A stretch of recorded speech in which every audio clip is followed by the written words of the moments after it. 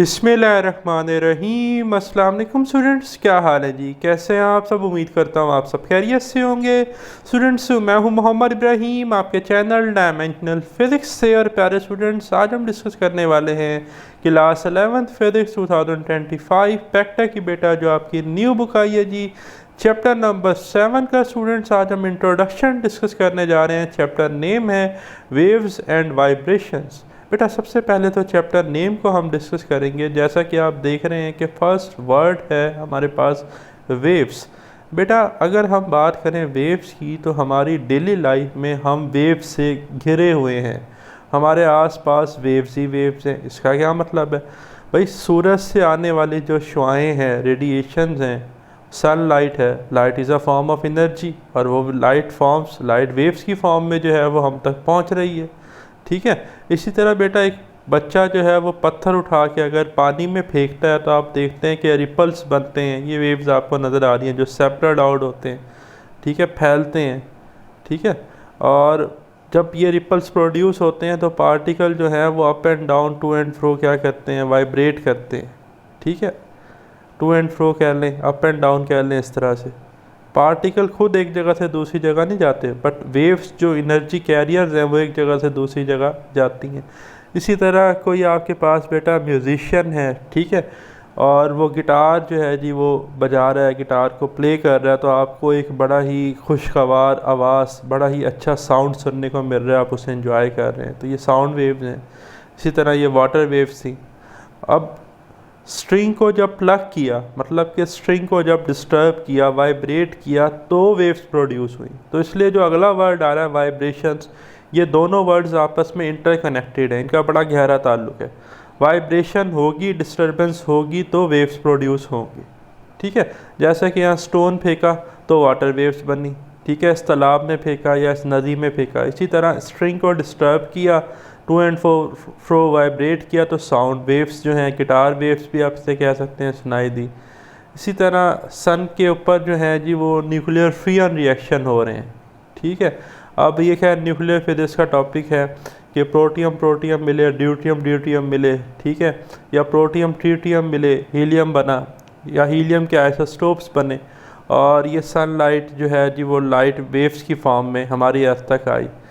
फिर कुछ अब्जॉर्ब हो गई, कुछ जो है ग्रीन हाउस गैसेज होती हैं, ये भी एक अलग टॉपिक है, उन्होंने अब्जॉर्ब कर ली, या कुछ जो है वो रिफ्लेक्ट बैक हो गई, ठीक है, बॉन्ड से टकरा के दोबारा उसी मीडियम में चली गई। तो ये एक्चुअली है क्या? Light waves. हम वेव्स को डिस्कस कर रहे हैं तो आज सिर्फ वेव्स की बात होगी। ठीक है। अच्छा, ये तो है जी रोज़मर्रा की चीज़ें। अब ये आपके लिए हो सकता है एक नई चीज़ हो, क्योंकि 9th-10th में आपने ऐसी कोई चीज़ नहीं पढ़ी। अब बेटा एक साइंटिस्ट था लुइस डी ब्रॉगले। आपने तो ये पढ़ा है ना कि नील बोहर का आपने मोस्टली जो है जी मोस्ट सक्सेसफुल जो है बोहर एटॉमिक मॉडल पढ़ा है, लेकिन उसके बाद और भी हैं, एडविन श्रोडिंगर का है और ऐसो ऑन। लेकिन अगर हम नील बोहर के मॉडल को आइडियल कंसीडर करके चलें, ठीक है, मतलब उसको हम लेट कर लेते हैं कि जी उसमें फ़िलहाल कोई खामी नहीं है, तो बोहर का जो एटॉमिक मॉडल था, आपको पता है कि एटम का सेंट्रल लेंथ हिस्सा न्यूक्लियस है, और न्यूक्लियस के सराउंडिंग में इलेक्ट्रॉन सर्कुलर ऑर्बिट में रिवॉल्व करता है। डी ब्रॉगली ये कहता है कि हर वेव पार्टिकल एक्ट कर सकती है और हर पार्टिकल वेव एक्ट कर सकता है। अब इलेक्ट्रॉन है पार्टिकल, तो पार्टिकल की जो वेव नेचर है ना, एक्चुअली वैसे एक कंसेप्ट है वेव डुअलिटी का कि light have dual nature, light have wave nature as well as particle nature. Modern physics में हम इस पर डिटेल में बहस करेंगे, डिस्कस करेंगे, नई नई चीज़ें आएंगी। फिलहाल आपने इतना याद रखना है कि जब इलेक्ट्रॉन सर्कुलर ऑर्बिट में मूव करता है तो इलेक्ट्रॉन एक्ट करता है, ट्रीट करता है just like a wave, particle act like a wave, और वो जो वेव बनाता है उसे हम कहते हैं डी ब्रॉगले वेव, या क्वांटम वेव्स भी बेटा इसे हम कहते हैं। ठीक है। तो ये सारे प्रोसेस हमारी डेली लाइफ में हो रहे हैं। ठीक है। तो वेव्स हैं क्या? Waves are the form of energy, waves are the carrier of energy that transfer energy from one place to another without transporting of matter, matter को ट्रांसपोर्ट किए बगैर। ठीक है। लेकिन एक स्पेशल कैटेगरी है मैटर वेव्स की, जिसमें मैटर भी ट्रांसपोर्ट हो जाता है सब एटॉमिक लेवल पर, लाइक इसके इसी से मिलते जुलती है क्वांटम वेव से रिलेटेड। ठीक है। तो और वाइब्रेशंस क्या हैं? वाइब्रेशंस आपको पता है to and fro motion of a body about mean position, हम उसे क्या कहते हैं? वाइब्रेशन। अब मीन पोजीशन सेंटर में तो वाइब्रेशन अप एंड डाउन की वजह से भी हो सकती है, और vibration to and fro motion की वजह से, यानी कि लेफ़्ट टू राइट भी अगर कोई बॉडी डिस्प्लेस हो तो हो सकती है। सही। तो अब देखें, हाँ, सबसे पहले इंट्रोडक्शन है। We are well familiar with various types of waves such as water waves in the ocean and circular ripples formed on a still pool of water by raindrops। ले जी, ये मैंने आपको वाटर वेव्स दिखाई थी। मान लें ये एक बारिश का कतरा है, ये जब आके इस तालाब में या इस नदी में गिरता है तो ये जो आपको सर्कुलर वेव पैटर्न्स नज़र आ रहे हैं, वेव फ्रंट्स वैसे से हम कहते हैं, ये रिपल्स हैं। ठीक है, तो ये सर्कुलर रिपल्स का यहाँ पर जिक्र किया गया है। ठीक। When a musician plugs a guitar string, sound waves are generated in air which reach our air and produce sensation of music. हमने कहा ना कि हमारे कानों में जो आवाज़ आती है म्यूज़िक की, गिटार वेव्स की, उसे हम इंजॉय करते हैं। तो म्यूजिशियन जब ये जो गिटार है इसकी स्ट्रिंग को प्लग करता है तो हमें साउंड वेव्स आती हैं। ठीक है। अच्छा जी, फिर इसी तरह जो है जी, the vast energy of the sun millions kilometre away is transfer to the earth by light waves. तो सन से बेटा जो एनर्जी आ रही है वो लाइट वेव्स की फॉर्म में आ रही है हमारी अर्थ तक, ये भी हमने बात की। ठीक है। In this chapter we will discuss formation, propagation and application of different types of waves. बेटा इस चैप्टर में एक तो हमने पढ़ना है वेव प्रोड्यूस कैसे हो रही हैं, डिस्टर्बेंस की वजह से, वाइब्रेशन की वजह से। ठीक है, किस वाइब्रेशन में, किस मीडियम में कौन सी वेव्स पैदा हो रही हैं, वेव्स को मीडियम चाहिए या नहीं चाहिए, वेव्स की क्या एप्लीकेशंस हैं, वेव्स की कितनी टाइप्स हैं, ये सारा बेटा हमने इस चैप्टर में पढ़ना है। ठीक है। तो अब वेव्स की डेफिनेशन बेटा सबसे पहले मार्क करें, ये रेड कलर की मैंने यहाँ से यहाँ तक मार्क की है। A wave is a regular disturbance. Wave क्या है जी? एक मुसलसल डिस्टर्बेंस, मुसलसल वाइब्रेशन भी आप कह सकते हैं, रेगुलर डिस्टर्बेंस और वेरिएशन डैट कैरीज एनर्जी। तो क्या कैरी करती है बेटा? Energy which separate out from the source, और जो एनर्जी को सोर्स से कहाँ लेके जाती है? अवे, दूर। अब मैं आपको मिसाल देता हूँ। अब ये क्या है जी? Representation of a travelling disturbance ripples. अब ये एक आपके पास तालाब है फॉर एग्जांपल, ठीक है, पॉन्ड ऑफ वाटर है, इसमें एक रेन ड्रॉपलेट आकर गिरा। सही। अब यहाँ पर एक पत्ता पड़ा हुआ था। ठीक। अब हुआ ये, जब वो रेन ड्रॉपलेट मुसलसल इस जगह पर गिरा तो यहाँ पर सर्कुलर रिपल्स बने। अब जो वाटर के पार्टिकल्स थे वो अपनी मीन पोजीशन पे अप एंड डाउन क्या कर रहे हैं? वाइब्रेट। ठीक है, वो पार्टिकल नहीं मूव कर रहे एक जगह से दूसरी जगह, लेकिन उनकी वाइब्रेशन से जो वेव की प्रोपिगेशन है वो सोर्स से अवे सेपरेट आउट हो रही है। तो वो जो पत्ता था वो इस जगह से हिलता हिलता कहाँ आ गया? वेव्स की वजह से इधर। तो हमें पता ये चला कि waves are the carrier of energy. जो पत्ता इधर पड़ा हुआ था वो चलता चलता कहाँ आ गया? इधर। तो हमें पता चला कि एनर्जी जो है वो ट्रांसफ़र हुई।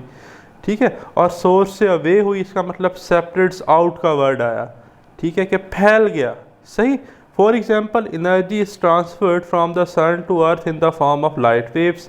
ठीक है, जैसे कि मिसाल के तौर पे जो सूरज से हमारे पास अर्थ पे रोशनी आ रही है वो लाइट वेव्स हैं, और उन्हें हम इलेक्ट्रोमैग्नेटिक वेव्स कहते हैं। तो ये पेपर में एग्जाम्पल MCQs आ सकती है। ठीक है, मार्क कर लें कि light waves are called electromagnetic waves, और इलेक्ट्रोमैग्नेटिक वेव्स में इलेक्ट्रिक फील्ड और मैग्नेटिक फील्ड परपेंडिकुलर होती है। ठीक है, और इलेक्ट्रोमैग्नेटिक फील्ड के परपेंडिकुलर प्रोपिगेशन होती है वेव की। सही। और ये स्पीड ऑफ लाइट यानी कि 3 × 10⁸ मीटर पर सेकंड की रफ्तार से ट्रैवल करती है। सही। Can even travel through vacuum. अच्छा जी, और ये वैक्यूम में भी ट्रैवल कर सकती है। अब वैक्यूम के आगे लिखें, ठीक है, पेंसिल से लिख लें। वैक्यूम कहते हैं बेटा पार्टिकल लेस रीजन, ऐसा रीजन जिसमें पार्टिकल एग्जिस्ट ना करते हों। तो इलेक्ट्रोमैग्नेटिक वेव्स को मीडियम की ज़रूरत नहीं होती। ठीक है, इन्हें मीडियम की ज़रूरत नहीं होती। सही। However, in a medium, energy is transferred due to the regular and repeated disturbance that travel through the medium। कहते हैं लेकिन अगर कोई मीडियम है, लाइक यहाँ पे वाटर मीडियम था, हवा में एयर मीडियम है, साउंड वेव्स जो हैं वो एयर में जो प्रेशर डिफरेंस होता है उसकी वजह से प्रोपिगेट करती हैं। मेटल में भी करती हैं साउंड वेव्स, ठीक है, लिक्विड में भी करती हैं। तो यहाँ पे वाटर वेव्स की बात हो रही थी। तो डिस्टर्बेंस कैसे आई? रेन ड्रॉपलेट से, या कोई बच्चा पत्थर फेंके इसमें, उससे। ठीक है, making its particle to move up and down and back and forth, to and fro. मैंने कहा ना कि पार्टिकल क्या करते हैं वाटर के? ऐसे ऐसे क्या करेंगे? ठीक है जी, अप एंड डाउन क्या करेंगे? वाइब्रेट करेंगे। ठीक है, और टू एंड फ्रो भी वाइब्रेट करते हैं। ठीक है, लेकिन ऐसा नहीं है कि मूव करता करता यहाँ आ गया, नहीं, अपने मीन पोजीशन से टू एंड फ्रो वाइब्रेट कर रहा है, बस जैसे मैं कर्सर ला रहा हूँ। ठीक है, imagine a stone throne into a pound of water. ले जी, अभी मैंने स्टोन का जिक्र किया आ गया कि एक पत्थर जो है जी वो तालाब में फेंका जा रहा है। फिगर 7.1 में the stone produce a disturbance ripple that travels through the water medium. यही हमने पढ़ा कि जी जब उस पत्थर को फेंका गया तो डिस्टर्बेंस प्रोड्यूस हुई मीडियम में, वाटर में, तो रिपल्स, ये आप वेव पैटर्न्स आपको मिले जो ट्रैवल कर रहे हैं किस में, वाटर मीडियम में। ठीक है, the water particles move up and down eight there on places. खैर अब वो ये बड़ा इंपॉर्टेंट पॉइंट है कि अपनी जगह पर रुके हुए हैं बट मीन पोजीशन से अप एंड डाउन क्या कर रहे हैं, वाइब्रेट कर रहे हैं। ऐसा नहीं है कि चल के इधर आ गया, इधर वाला पार्टिकल इधर आ गया, नहीं, इधर वाला इधर ही अप एंड डाउन मूव कर रहा है, इधर वाला अप एंड डाउन इधर ही क्या, जैसे मैं कर्सर हिला रहा हूँ, मूव कर रहा है। ठीक है, क्रिएटिंग अ रिपीटिंग पैटर्न, इससे एक रिपीटिंग पैटर्न बन रहा है। ठीक है, known as wave that separates out. ठीक है, उसे ही हम वेव कहते हैं जो फैलती जा रही है, सेपरेट आउट होती जा रही है। ठीक है, और ये देखें तो ज़रा यहाँ पर ये बनी हुई भी है, wavy shape of water wave in 3D। ये 3D शेप आपको दिखाई गई है। ठीक है, कि जो वेव है ये एक्चुअली ऐसे क्या करती है, सेपरेट आउट, क्योंकि पार्टिकल्स किस तरह से जो है वो वाटर के वाइब्रेट कर रहे थे इस तरह से up and down, up and down. ठीक है, तो उस डिस्टर्बेंस की वजह से इस तरह से ये वेव पैटर्न बनता है जिसे हम साइनोसाइडल कर्व कहते हैं। ठीक है, साइनोसाइडल फॉर्म है ये। अब इसका जो अपर पोर्शन है ये क्रस्ट कहलाता है, जो लोएस्ट पोर्शन है इसे बेटा हम ट्रफ कहते हैं। ठीक है, दो कंजक्टिव क्रस्ट के दरमियान फासला वेवलेंथ कहलाता है। ठीक है, ये आपको जो है direction of travel of wave दिखाई गई है। ठीक, मूवमेंट ऑफ वाटर मालिक्यूल्स ये आपको दिखाई गई है कि वाटर मालिक्यूल्स इस तरह से जो है वो अप एंड डाउन क्या कर रहे हैं, वाइब्रेट कर रहे हैं। ठीक, अच्छा एक और चीज़ कि ये जो सेंट्रल लाइन है इसे हम इक्विलिब्रियम पोजीशन या मीन पोजीशन कहते हैं, और मीन पोजीशन से मैक्सिमम जो फासला, मैक्सिमम डिस्प्लेसमेंट जो वेव कवर करती है, maximum displacement of vibrating body, उसे हम एम्पलीट्यूड कहते हैं।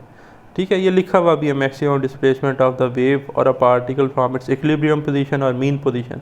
तो ये भी खैर हम पढ़ते हैं। ठीक, लेकिन पहले ज़रा हम इस बात को ज़रा देख लें। तो देखें, the displacement of a particle of a wave is the distance in a specified direction from the rest और इक्विलिब्रियम पोजीशन।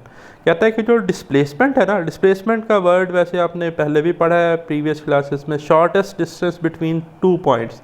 इक्विलिब्रियम या मीन पोजीशन से वेव के किसी भी पॉइंट का फासला डिस्प्लेसमेंट कहलाता है, और मैक्सिमम डिस्प्लेसमेंट एम्पलीट्यूड कहलाता है। दोनों में फ़र्क है।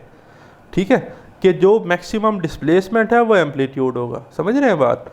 तो the displacement of a particle of a wave is the distance in a specified direction from its rest और equilibrium position if the displacement is plotted along Y axis. बेटा अगर हम डिस्प्लेसमेंट को प्लॉट करें वाई एक्सिस पे, ठीक है, and the time in the direction of energy travel along the x axis, और बेटा हम टाइम को कहाँ लें, एक्स एक्सिस पे। ठीक है, we get a wave form shown in the figure 7.2। तो इसे हम कहते हैं graphical description of a wave. ये शॉर्ट क्वेश्चन भी आ सकता है पेपर में कि जी आप ग्राफिकल डिस्क्रिप्शन ऑफ वेव जो है वो बताएं, तो आप ये लिखेंगे और साथ ये वेव ड्रा करेंगे। अब मैंने कहा साइनोसाइडल वेव फॉर्म है। ठीक है, अच्छा जी, यहाँ पर अगर हम देखें तो ये ओरिजन है जिसके कोऑर्डिनेट 0 0 हैं। अच्छा एक चीज़ बड़ी इंपॉर्टेंट, ये जो ऊपर वाला पोर्शन है वेव का, the portion of a wave above equilibrium position और मीन पोजीशन, इसे हम क्रस्ट कहते हैं, अभी मैंने कहा, और the portion of a wave below equilibrium position, इसे हम क्या कहते हैं, ट्रफ। ठीक, अच्छा अब ये जो है यहाँ पर अगर हम ये पूरा क्रस्ट और पूरा ट्रफ मिला लें तो ये एक पूरा सर्कल बनता है, और सर्कल में हमने 4 क्वाड्रेंट पढ़े थे। 0 से बेटा 90, 90 से 180, 180 से 270, 270 से 360। तो ये जो पूरी एक आपके पास क्रस्ट और ट्रफ है, ये पूरी एक वेव है। ठीक है, और जब एक वेव जो है वो प्रोड्यूस होती है तो फिर हम उसे वर्ड देते हैं वन वाइब्रेशन का। ठीक है, one complete round trip of a vibrating body. जब एक बॉडी पूरा मुकम्मल चक्कर लगाती है 0 से 360 तक का, तो वो 1 वाइब्रेशन है। तो मैंने इसलिए मेंशन किया है, यहाँ से लेकर यहाँ तक ये सारी क्या है, 1 वाइब्रेशन है। ठीक है, अच्छा फिर आप देखें तो ये इक्विलिब्रियम मीन पोजीशन है। ठीक है, और यहाँ टाइम के नीचे डिस्टेंस लिखा है, तो ये बता रही है कि वेव कितना फासला तय कर रही है टाइम के साथ साथ। ठीक है, इधर डिस्प्लेसमेंट है, इधर डिस्टेंस है, लेकिन फंक्शन की बात करें तो यहाँ फंक्शन डिस्प्लेसमेंट है, यहाँ फंक्शन टाइम है। डिस्टेंस इसलिए लिखा है कि ये अगर मैं यहाँ पे छोटी छोटी लाइंस लगा दूँ तो आपको पता चले यहाँ से यहाँ तक 50 सेंटीमीटर तक 100 सेंटीमीटर की वेव कितना प्रोपिगेट कर रही है।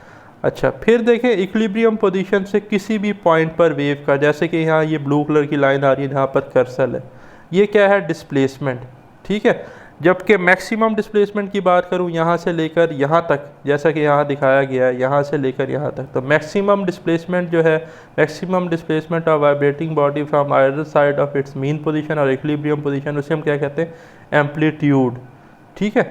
और ये जो लाइन है इसको हम मीन पोजीशन भी कहते हैं, मैंने कहा इक्विलिब्रियम पोजीशन भी कहते हैं, ठीक है। और लाइन ऑफ अनडिस्ट्रीब्यूटेड पोजीशन भी इसको कहा गया है। फिर वेवलेंथ की बात कर लें तो distance between two conjunctive crust wavelength है, या distance between two conjunctive trough क्या है, वेवलेंथ है, ठीक है। तो ये सारी डेफिनेशंस, अब ये सारी की टर्मिनोलॉजीज जो है ना, ये एमसीक्यूज और शॉर्ट क्वेश्चन बेटा पॉइंट ऑफ व्यू से आपके एग्जाम के लिए बहुत इंपॉर्टेंट है, ठीक। तो यही इसने बात यहाँ पर लिखी है, the waves can be described by the following parameters, ठीक है। पैरामीटर्स कहते हैं कि पैमाइश करने के लिए जो हम की टर्मिनोलॉजीज़ का इस्तेमाल करते हैं, ठीक। तो सबसे पहले है एम्पलीट्यूड। एम्पलीट्यूड मैंने क्या कहा कि मीन या इक्विलिब्रियम पोजीशन से लेकर जो मैक्सिमम डिस्प्लेसमेंट कवर कर रही है वेव, वो क्या है, एम्पलीट्यूड। तो देखें, the maximum displacement of the wave और particle of the medium from its equilibrium position और mean position is called amplitude. बेटा कैपिटल ए से इसे हम लिखते हैं और इसका यूनिट होता है मीटर, समटाइम्स सेंटीमीटर में भी होता है, ठीक है। फिर सेकंड की टर्मिनोलॉजी है फ्रीक्वेंसी। फ्रीक्वेंसी क्या होती है, the number of oscillations, vibrations और साइकिल्स पर सेकंड। एक सेकंड में बेटा कितनी वेव्स जो है एक जगह से गुजरी, वो उसकी फ्रीक्वेंसी है, ठीक है। मान लें एक सेकंड में एक वेव गुजरी, एक पूरी वेव का मतलब है 0 से लेकर 360 तक 1 वाइब्रेशन, एक पूरी वाइब्रेशन एक सेकंड में कंप्लीट हुई तो फ्रीक्वेंसी 1 हर्ट्ज है, ठीक है। अगर बेटा 2 वेव्स जो है जी वो एक सेकंड में गुजरी, 2 वेव्स का मतलब यहाँ से यहाँ तक ये एक वेव, यहाँ से यहाँ तक दूसरी वेव, अब ये पूरी की पूरी यहाँ से लेकर यहाँ तक ये वेव एक सेकंड में गुजरी, तो मैं कहूँगा फ्रीक्वेंसी 2 हर्ट्ज है। समझ रहे हैं बात, द नंबर ऑफ ऑसिलेशंस और वाइब्रेशंस पर सेकंड, ठीक है, कि कितने सेकंड में कितनी वेव्स गुजर रही हैं, सही। ये बिल्कुल ऐसे ही है कि एक दरवाज़ा लगा हुआ और वहाँ से 2 बच्चे गुजरे तो मैं कहूँगा इनकी फ्रीक्वेंसी 2 है। उसी दरवाजे से 4 बच्चे गुजरे एक साथ तो मैं कहूँगा फ्रीक्वेंसी 4 है, ठीक है। अच्छा, फिर है जी वेवलेंथ। वेवलेंथ क्या है, the distance between two conjunctive similar points on the wave that are in phase. Phase कहते हैं सेम डायरेक्शन सेम पोजीशन को। तो देखें ये वाला पॉइंट और ये वाला पॉइंट सेम डायरेक्शन पे हैं, सेम पोजीशन पे हैं, ठीक है। इसी तरह ये ट्रफ पे देखें तो ये वाला पॉइंट और ये वाला पॉइंट सेम पोजीशन पे हैं, सेम डायरेक्शन पे हैं। सेम पोजीशन मीन दोनों पीक पे हैं। अच्छा, सेम डायरेक्शन मीन ये भी क्रस्ट पे ये भी क्रस्ट पे, ऐसा नहीं है ये क्रस्ट पे ये ट्रफ पे, नहीं। फेज सेम फेज का मतलब है सेम पोजीशन सेम डायरेक्शन। तो 2 कंजक्टिव क्रस्ट के दरमियान फासला या 2 कंजक्टिव ट्रफ के दरमियान फासला क्या है, वेवलेंथ। तो the distance between 2 conjunctive similar points on the wave that are in phase are called wavelength. Lambda से बेटा इसे हम लिखते हैं लैम्डा से, और इसका यूनिट होता है मीटर। क्या यूनिट होता है जी, मीटर, ठीक है। फ्रीक्वेंसी का क्या यूनिट था, पर सेकंड या हर्ट्ज। फिर नेक्स्ट है बेटा पीरियड। टाइम पीरियड क्या है जी, the time taken by the wave to complete 1 oscillation और साइकिल। बेटा एक साइकिल को मुकम्मल होने में कितना टाइम लगा, वो सिंपली टाइम पीरियड है। ये एक साइकिल मीन 1 वाइब्रेशन, यहाँ से लेकर यहाँ तक मुकम्मल एक क्रस्ट आ गया, एक मुकम्मल ट्रफ आ गया।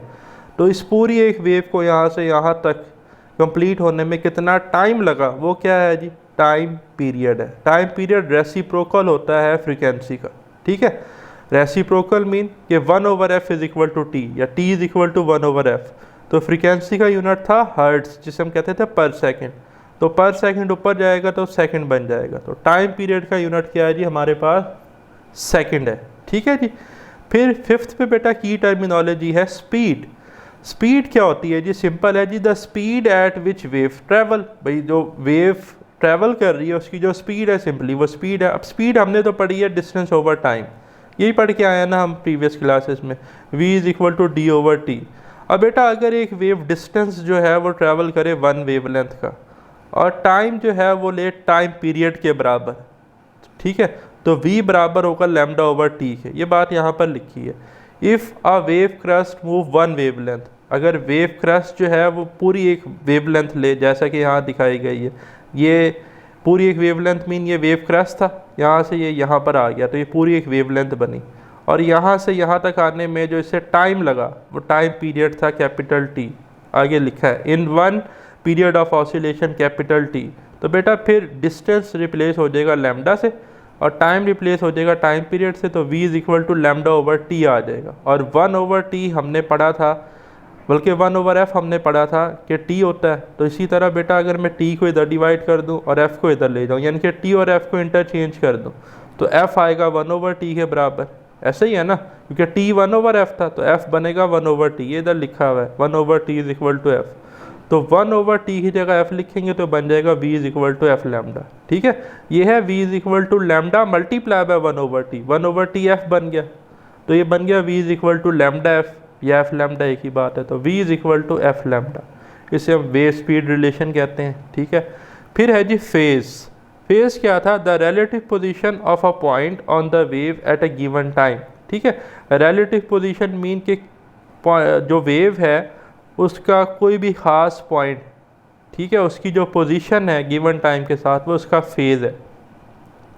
फिर बेटा हमारे पास है types of waves. Types of waves भी एमसीक्यूज और short question point of view से काफ़ी इंपॉर्टेंट है, ठीक है जी।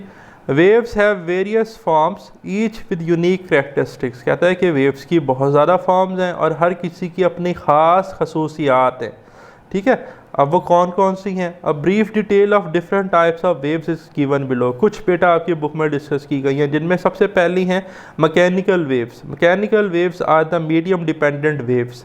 मीडियम के बगैर मैकेनिकल वेव्स प्रोपिगेट नहीं कर सकती। वाटर वेव्स कब बनी? जब वाटर था। अगर तालाब खाली होता, पत्थर फेंकते तो कुछ होता? भाई वाटर ही नहीं था, तो वाटर वेव्स कैसे बनती? इसी तरह बेटा आपने बेल जार और पेटस के बारे में प्रीवियस क्लासेस में पढ़ा होगा कि अगर हम एक ऐसे डिवाइस बनाएं जिससे हम एयर निकाल लें, वैक्यूम बना लें, तो उसमें अगर हम बेल प्रेस करें तो हमें आवाज़ नहीं आती। क्यों? क्योंकि एयर ही नहीं है, पार्टिकल्स वाइब्रेट ही नहीं करते। तो मैकेनिकल वेव्स ऐसी वेव्स हैं जिनके लिए मीडियम का होना ज़रूरी है, सॉलिड, लिक्विड या गैस का होना ज़रूरी है। पार्टिकल लेस रीजन में ये प्रोपिगेट नहीं करती। These waves requires a physical medium. देखें पहली लाइन में उसने लिखा है कि ऐसी वेव जिसे मीडियम की ज़रूरत है, सॉलिड, लिक्विड और गैस, टू प्रोपिगेट, ठीक है। For examples water waves, water waves के लिए ओशन, लैक और पाउंड रिपल्स ये होंगी, ठीक है। साउंड वेव्स में Audible vibration in air, water और सॉलिड, एयर, वाटर, सॉलिड होंगे तो प्रोड्यूस होंगे। इसी तरह सिस्मिक वेव्स जो जलजले आते हैं, अर्थक्वेक्स, ठीक है जी, तो मीडियम है तो आपकी टेक्टोनिक प्लेट्स हिलती हैं एट्सेट्रा, ठीक है। फिर सेकंड है इलेक्ट्रोमैग्नेटिक वेव्स। इलेक्ट्रोमैग्नेटिक वेव्स जो है ना बेटा, ये ऐसी वेव हैं जिन्हें मीडियम की ज़रूरत नहीं है। आपके जो सेल फ़ोन के सिग्नल्स आ रहे हैं, आप कॉल सुनते हैं, ठीक है, इन्हें कोई मीडियम की ज़रूरत नहीं है। सैटेलाइट्स तो हमारी स्पेस में है, पार्टिकल लेस रीजन है, ये वहाँ पे भी प्रोपिगेट कर रही हैं, ठीक है। They do not require a medium to propagate, ठीक है। ऐसी वेव जिन्हें मीडियम की ज़रूरत नहीं है, and therefore can travel through vacuum, तो ये पार्टिकल लेस रीजन में भी जाती हैं। वैक्यूम मैंने कहा था पार्टिकल लेस रीजन, ठीक है। फॉर एग्जाम्पल रेडियो वेव्स, अब वायरलेस कम्युनिकेशन जो भी हमारी हो रही है सेल फोन से, डिफरेंट गैजेट से, रेडियो वेव्स के थ्रू हो रही है। इसी तरह जो हम फूड अपनी गर्म करते हैं, माइक्रोवेव्स, कुकिंग एंड हीटिंग के लिए। इसी तरह IR, इंफ्रारेड, आपके स्पेशली ये जो AC का रिमोट हो गया, TV रिमोट, ये इनमें IR होता है सेंसर, ठीक है, एंड हीट रेडिएशन। इसी तरह visible light, sunlight, lamp light. Ultraviolet की बात करें तो UV radiation, UVA, B, C different types की होती हैं। एक्सरे को हम मेडिकल इमेजिंग के लिए यूज़ करते हैं, अल्लाह न करे किसी का कोई फ्रैक्चर हो गया, कोई कुछ हो गया, ठीक है, तो ये मीडियम इंडिपेंडेंट है सारी। Gamma rays, highly energy radiation है, एट्सेट्रा, ठीक। फिर बेटा आपके पास है क्वांटम वेव्स। अब ये आपके लिए हो सकता है एक नई कैटेगरी, और इसका मैंने ऊपर अभी आपको एक छोटी सी पिक्चर दिखाई थी, ये वाली बेटा, डी ब्रॉगली वेव्स। तो ये क्वांटम वेव्स थी एक्चुअली, ठीक है, जिसमें इलेक्ट्रॉन ट्रीट कर रहा था, पार्टिकल ट्रीट कर रहा था जस्ट लाइक अ वेव। तो देखें quantum waves are associated with particles like electrons and photons. अब इलेक्ट्रॉन क्या था जी? सब एटॉमिक पार्टिकल है। फोटॉन क्या है? Quanta of electromagnetic wave. Light जो है वो फोटॉन्स बंडल्स पैकेट्स की फॉर्म में क्या करती है? मैक्स प्लैंक ने इसका कंसेप्ट दिया था, मॉडर्न फिजिक्स में डिटेल में पढ़ेंगे, ठीक। तो इसलिए वर्ड ही क्या लग गया साथ, क्वांटम वेव्स, ठीक। तो ये किसकी वजह से है? पार्टिकल्स की वजह से, फोटॉन की वजह से, इलेक्ट्रॉन की वजह से। For example matter waves, particle waves, electron waves in atom. अब देखो कितने सारे नाम हैं इसके, मैटर वेव्स भी कहते हैं, पार्टिकल वेव्स भी कहते हैं, इलेक्ट्रॉन वेव्स भी कहते हैं और डी ब्रॉगली वेव्स भी कहते हैं, photon waves, light, quanta etcetera, ठीक है जी। फिर है जी सरफेस वेव्स, ये भी एक न्यू कैटेगरी है। अच्छा, सरफेस वेव बड़े ही ख़ास तरह की वेव्स हैं। मैं इसकी मिसाल ऐसे दूंगा, ये ना दो मीडियम की बाउंड्री में बनती हैं, ठीक है। दो डिफरेंट फ्लूइड्स हैं, दो डिफरेंट लिक्विड हैं, तो उस पर जो उनकी सरफेस इंटरफेस होगा उनका बाउंड्री वहाँ पे बनेंगी। इसी तरह दो डिफरेंट सरफेस के दरमियान बनती हैं। Surface waves propagate along surface और इंटरफेसेस बिटवीन टू मीडियम्स, आगे दो मीडियम्स के दरमियान बनती हैं। Example are ocean surface wave, wind driven waves, ठीक है जी, जब हवाएं चलती हैं तो ये बनती हैं। Seismic surface wave etcetera. कुछ ख़ास किस्म के ज़लज़ले आते हैं। अब ख़ास किस्म के मैं वर्ड क्यों यूज़ कर रहा हूँ? देखिए, अब तक हमने ये पढ़ा है कि पार्टिकल या तो अप एंड डाउन क्या करता है, वाइब्रेट, या टू एंड फ्रो क्या करता है, वाइब्रेट। अगर पार्टिकल अप एंड डाउन भी वाइब्रेट करे, टू एंड फ्रो भी वाइब्रेट करे, तो सर्कुलर शेप्स बनती हैं पार्टिकल्स की। पार्टिकल्स सर्कुलरली क्या कर रहे होते हैं, मूव। तो सरफेस वेव के अंदर transfer waves plus longitudinal waves, दोनों वेव्स बनती हैं। अब ट्रांसफ़र क्या है, लॉन्गिट्यूडनल क्या है, वैसे तो आपने प्रीवियस क्लासेस में पढ़ी हैं, लेकिन मैं अभी एक दफ़ा फिर एक्सप्लेन कर दूंगा। बहरहाल आपने इतना याद रखना है कि सरफेस वेव्स के अंदर ट्रांसफ़र वेव्स और लॉन्गिट्यूडनल वेव्स एक ही वक्त में एक साथ बन रही होती हैं, रैंडमली बनती हैं। तो एक चीज़ यूँ समझे कि आप उसको बेतरतीबी से ला रहे हो, मतलब कोई ख़ास पैटर्न नहीं है कि आप उसको अप एंड डाउन क्या कर रहे हैं, वाइब्रेट, या राइट, लेफ़्ट एंड राइट, ठीक है। तो ये बनती हैं सरफेस वेव्स।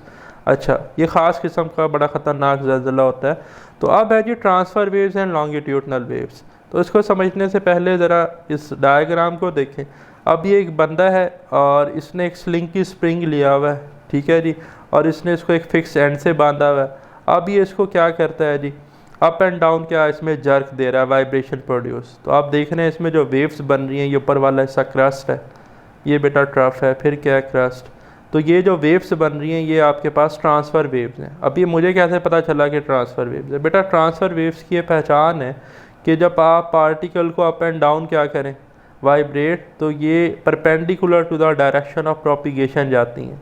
यानी कि पार्टिकल ऐसे ऊपर नीचे क्या हो रहा है, जहाँ पर इस वक्त मेरा कर्सर है, वाइब्रेट, और ये कहाँ जा रही है, उसके परपेंडिकुलर इस तरफ, यानी कि राइट साइड पे। तो यहाँ से देखें एंगल 90 है, इधर भी नीचे से देखें तो भी एंगल 90 है। जबकि इसी स्लिंग की स्प्रिंग को बेटा जब वो बंदा क्या कर रहा है, लेफ़्ट राइट क्या कर रहा है, इसको मूव कर रहा है, टू एंड फ्रो, ठीक है। तो आप देख रहे हैं कि स्लिंग की स्प्रिंग में कहीं पर कंप्रेशन बन रहे हैं, मीन स्प्रिंग इकट्ठा है, और कहीं पर फार अवे है स्प्रिंग, तो यहाँ पर रेयर फ्रैक्शन बन रहे हैं, ठीक है। तो जिस तरह से दो कंजक्टिव क्रस्ट के दरमियान फासला वेवलेंथ कहलाता है, इसी तरह दो कंजक्टिव कंप्रेशन या दो कंजक्टिव रेयर फ्रैक्शन के दरमियान भी फासला वेवलेंथ होती है। लेकिन एक चीज़ बड़ी इंपॉर्टेंट, लॉन्गिट्यूडनल वेव में आपने देखा कि वेव कहाँ जा रही है, टूवर्ड्स राइट। हम स्लिंग की स्प्रिंग को कहाँ लेकर जा रहे हैं, राइट या लेफ़्ट। राइट लेकर जा रहे हैं तो वेव भी राइट जा रही है, तो एंगल 0 डिग्री है। और अगर हम स्लिंग की को बैकवर्ड यानी कि लेफ़्ट पे लेके जा रहे हैं तो वेव राइट, एंगल 180 डिग्री है। तो ये पैरेलल है, बैक एंड फोर्थ तरह से बन रही हैं। तो ये डेफिनेशन देखें, there are two main types of waves which are named as transverse waves and longitudinal waves. और ये किसकी टाइप्स हैं? ये बेटा जो अभी हमने वेव्स पढ़ी थी ना, मैकेनिकल वेव्स, ये मैकेनिकल वेव्स मीडियम डिपेंडेंट थी। तो ये इसकी दो टाइप्स हैं, टाइप्स ऑफ मैकेनिकल वेव, ठीक है। पहली कौन सी है, ट्रांसफ़र वेव। और transverse wave is one in which vibration of particle are at right angle to the direction in which energy of the wave is travelling. क्या कहा भाई कि जो ट्रांसफ़र वेव हैं उनमें जो वाइब्रेशन है पार्टिकल की वो राइट एंगल मीन 90 के एंगल पे है, किस उससे कि जिस डायरेक्शन में वेव प्रोपिगेट कर रही है, डायरेक्शन ऑफ ट्रैवलिंग लिखा है यहाँ पर। Whereas a longitudinal wave is one in which direction of vibration of particle is along parallel to the direction, ठीक है। कहता है जबकि लॉन्गिट्यूडनल वेव वो वेव है जिनमें जो डायरेक्शन ऑफ वाइब्रेशन है, मैंने कहा ना कि इसमें लेफ़्ट राइट क्या हो रहे हैं, वाइब्रेट, तो वो पैरेलल है या anti parallel direction of propagation के, ठीक है, जिस डायरेक्शन में वेव ट्रैवल कर रही है एनर्जी प्रोपिगेट हो रही है। ठीक, तो the transverse waves and longitudinal wave are illustrated in figure 7.3 A B respectively. मैंने आपसे ऑलरेडी डिस्कस कर ली है बात। तो ये था प्यारे स्टूडेंट्स हमारा आज का वीडियो लेक्चर पसंद आया तो बेल आइकन को लाजमी प्रेस कीजिएगा, अपने दोस्तों के साथ लेक्चर को लाजमी शेयर कीजिएगा। मिलते हैं very soon next video lecture के साथ। अपना ख्याल रखिएगा। खुदा हाफिज़।